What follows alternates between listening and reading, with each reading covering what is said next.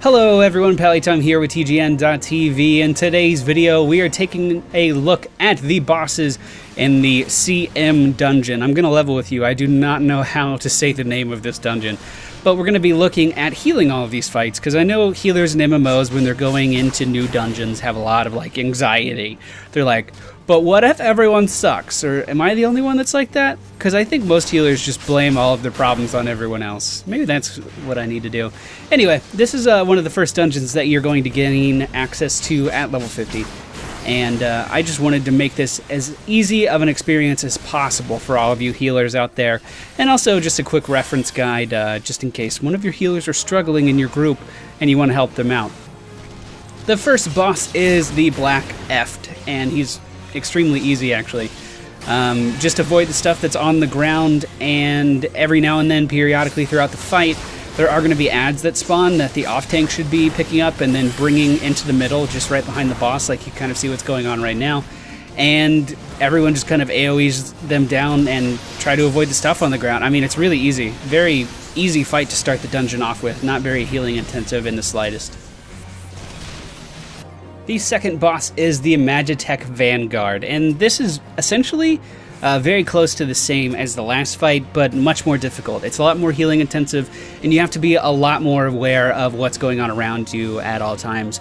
And for the White Mage's sake, I don't know which abilities that Scholars have, but for the White Mage's sake, you also probably want to be saving some abilities for certain phases of this fight. So what do you do at the beginning? The tank is going to pick him up and likely bring the boss over to this door. The reason for that is periodically throughout this fight, ads will be spawning in 3 different areas of this room. One is right behind the tank, as you just saw, one is to the door on the right, and the other is directly across from me on the far side of the room. The off-tank should be going around to pick up all of these ads and then conveniently place them behind the boss, again, so all of the damage dealers can AoE them down. At least that's what they should be doing. We kind of had a little bit of a delay on that happening in this group. But the tanks gather up all of these ads and burn them down as fast as possible. If you're a healer, you probably want to be standing about where I am. And the reason for that is because as a healer, you're going to be gaining all kinds of threat on these ads instantly when they spawn. Especially if you're a White Mage, because you're going to be throwing these HOTS, these heals over times out on all of your party members in order to keep them alive. And it's a really good survivability tool to have those, but it also pulls a lot of threats. So you want to make sure that you're in a position where your tanks can easily see you, but it also takes the majority of the ads a long time to reach you. Really, really, really important on this fight. As far as the boss mechanics go, your main tank is going to be sitting still for the majority of it. He can opt to soak up a lot of these area of effect things on the ground, as you just saw right there. He gets paralyzed. You may want to cure that paralyze off if you're having just an easy time keeping up with the heals, but in the grand scheme of things, that paralyze I think lasts for 15 seconds. It's not a huge deal, and it won't prevent your tank from being able to tank too much. When the second wave of ads comes out, there is going to be that Magitech Reaper in there, which is essentially what the last boss was. What a lot of groups opt to do is to burn down the humanoid ads and then just leave him up and switch to the boss and burn the boss down.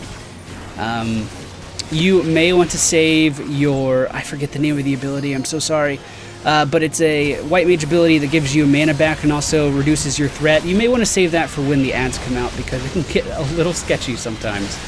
You can see here I got aggro, and then I had to run basically right behind the tanks in order to make sure that they saw that, so they could peel off of me quickly, and also have the damage dealers react much faster. But even then, these ads are sticking to me like glue. So just be aware of your surroundings throughout the entirety of this fight. If your DPS are getting hit with these AoE effects, it's not going to be the end of the world. You'll be able to heal through it just fine. It's not going to one-shot them or anything. All in all, your success on this fight is going to come down to the tank's ad control. The third fight in CM can feel like an absolute clusterfuck, for lack of a better word. Especially because of the area that most groups do this fight, it feels very, very claustrophobic for your healers. But this is the Magitech Colossus, and the tank wants to tank the boss over in the left corner, in the far left corner. I'm not sure if he has a cleave or not, but with a weapon that big, I really wouldn't put it past the boss whatsoever. And the healers want to stand in the general vicinity that I am in right now. And the reason for that is every time you see beams connecting from somewhere else in the room to the boss, a large number of adds are going to spawn. And it appears that this number of adds is going to increase every time that happens. The reason the healers need to be in that left corner is because, again, just like the last fight, you're going to be drawing in a ton of aggro with your healing abilities, especially because there's not going to be anyone over there to take threat from you. So by standing in this spot, you line of sight those adds and they walk directly up to you. The off-tank should be waiting around that corner to pick up as many of them as he can, but while that's going on, you're getting gigantic AoEs from the Colossus that you have to move out of, as well as AoEs from the adds that you have to move out of, as well as your group members taking damage from these AoEs. It can feel very, very hectic, and at the very best, you just have to keep up and try to ride out the storm. There's really no other way to describe this fight. It is chaotic.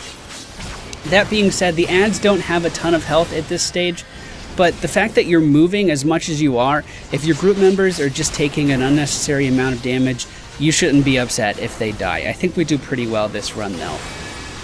Also, halfway through this fight, you're going to get another Vanguard to spawn. Just in case you didn't have enough stuff to try to avoid on the ground, well, now you have more. Good luck. Just like before, the Vanguard should be taken away from the group by the off-tank and just held. No DPS should be focusing the Vanguard down. Everyone should be focusing the Colossus to end the fight as fast as possible.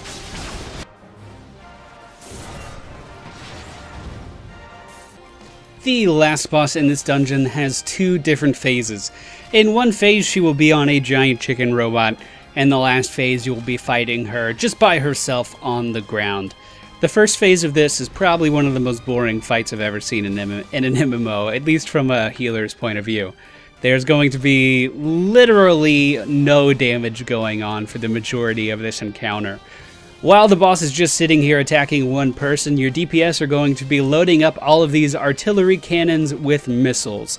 You want to load 4 missiles into each of the cannons and then synchronize everyone shooting the boss one time to do a pretty ridiculous amount of damage. That being said, there's nothing to do at all while that's happening. If you're like me, you're going to be sitting here going through the majority of your emotes through this fight, rather than healing. That being said, after the missiles are fired, she will change aggro, it looks like, onto the first person that fired the missile, and then you will get a wave of adds that spawn. Tanks will gather these adds up, DPS will AoE them down, and then you go back to testing your emotes.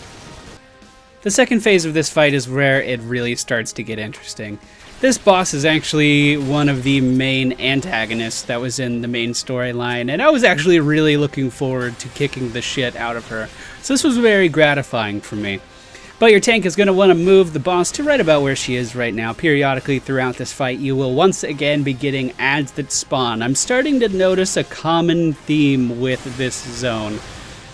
Actually, a very common theme with this zone. But you will be getting adds that spawn. She does an AoE around her that will be paralyzing anyone that stands in it. DPS, please get out of that fucking AoE. I know I'm swearing in a boss guide, but it's just, come on, you can move for 2 seconds. But then I won't have the highest DPS numbers, Pat. Just move. She's going to be doing these like AoEs around her that paralyze, as I already mentioned, as well as these very long directional AoEs that do pure damage. You need to make sure you're moving out of both of these. As the adds spawn, the off-tank will again want to pick them up. Everyone moves to the middle and you AoE them down. Eventually in this fight, another Colossus will spawn. That's the common theme in this zone that I just picked up on. Every time you go to a new boss, the last boss enters the fight too, just to say hi. But the Colossus will take the entirety of the attention of the off-tank. He can't be moving the Colossus around everywhere. He has to keep him stationary. This becomes a problem with the adds. You can see the other white mage in this party did get the adds to aggro on him, and he opted to kite them, and I do think that is a good idea, because I was able to keep everyone alive just fine while he was running around. So if that happens to you, if the off-tank can't exactly pick up those adds, just just run them around. It'll be fine. The DPS, again, should not be focusing the Colossus. They should be focusing the main boss. This is the time you want to use any of your single target limit breaks to bring him down. And really, those Colossus AoEs, you need to make sure you avoid them. They are pretty devastating. Well, anyway, guys, that is my healing guide. I know we touched on various aspects of everything, but that is my healing guide for CM. I hope you guys enjoyed today's video. If you did, please be sure to hit the thumbs up button below. Leave us a comment down below as well. And if you're new to this channel, I almost said party because it popped up on the screen, I encourage you to subscribe. Okay, bye.